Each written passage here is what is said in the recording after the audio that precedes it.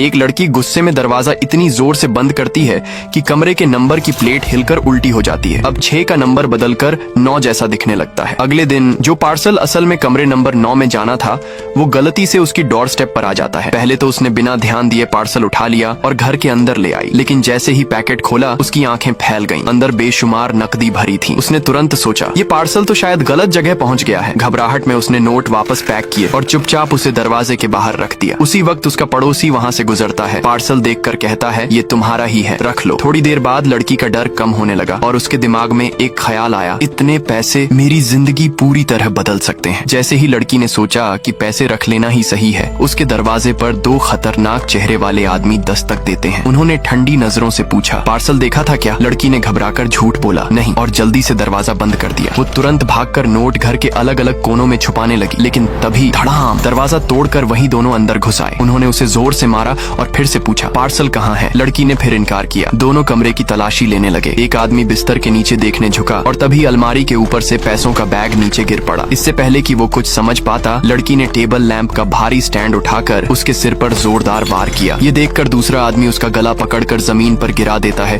और घोंटने लगता है। दम घुटते घुटते लड़की ने पास रखा चाकू पकड़ लिया और अगली ही सेकंड उसने वो कर डाला जिसके बारे में उसने कभी सोचा भी नहीं था। खैर दोस्तों, सोचो अगर आपके घर पर गलती से ऐसा पार्सल आ जाए जिसमें करोड़ों रुपए हों तो सबसे पहले क्या करोगे? कमेंट में जरूर बताना।